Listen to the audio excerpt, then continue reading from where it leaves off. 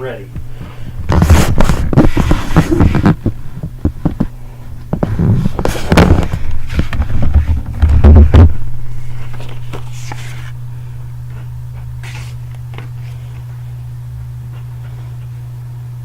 Hi, have you ever voted in a presidential election only to find out the person who won was not who you voted for?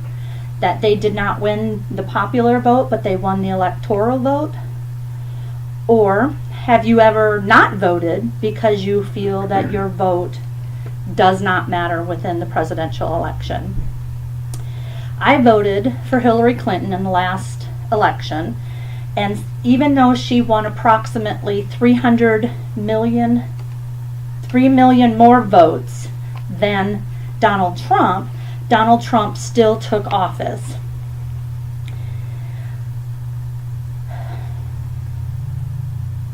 I researched the Electoral College and I found out some interesting facts that I would like to share with you today. The Electoral College has prevented certain presidents that have won the popular vote from taking office. Over the past, since we started having presidential elections, there have been 4 cases where the president who won the popular vote did not take the office. I'm going to speak to you today about 2 of those elections. The first one was Al Gore versus George W. Bush. According to the Electoral College, Al Gore had approximately 500,000 more votes than did George W. Bush. The U.S. Electoral College states, Peyton Denning from the CNN Politics, that more people went to the polls in Florida intending to vote for Al Gore than did George W. Bush. The second one I'm going to speak to you about is Hillary Clinton versus Donald Trump.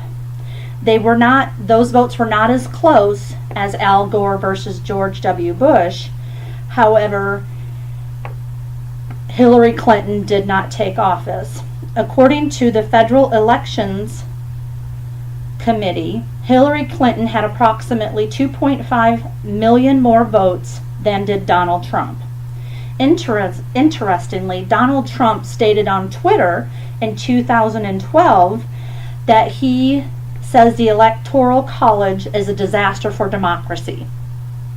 Then on Election Day, on November 15th, the day after Election Day, he states that the Electoral College is actually genius. Since the Electoral College has impact on who takes office, I'm also going to give you some important facts about why the Electoral College started and the history of it. The history of the Electoral College supports its legitimacy. The U.S. Election Assistance Committee stated it would have been difficult to implement a popular vote, but that is not the case for today. It's very easy to get the popular vote, as you have seen from the statistics that I have given you. The U.S. Committee also states that slavery played a role in the Electoral College. Slaves only counted as 3/5 of a vote.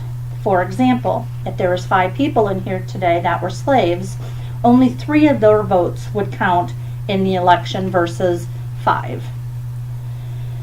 Clayton also reports that slave states felt that they would be underrepresented, since that only 3/5 of the votes were counting versus a normal 5-to-5 vote.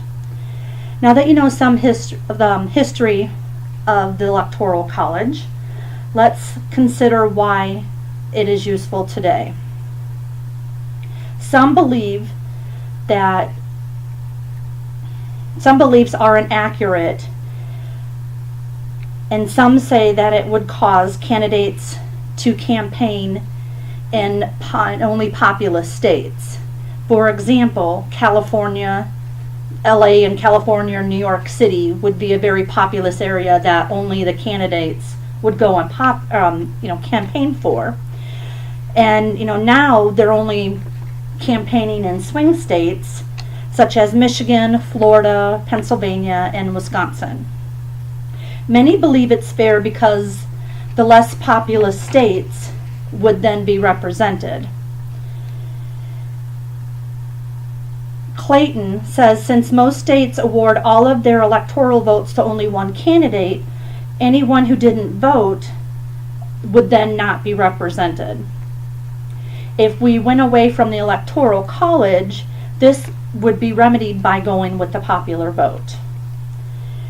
Dutton and other CBS reporters note that 54% of Americans favor an amendment to change to the popular vote, while 41% do not favor this change.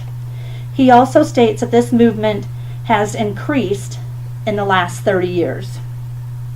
Now that you know a little bit more about the Electoral College, you can have a debate with someone who might not know as much and explain to them the history and how it started and how it came to be and why we would like to change away from the Electoral College to a popular vote. I appreciate you taking the time to listen to my speech today. Thank you so much. Sure.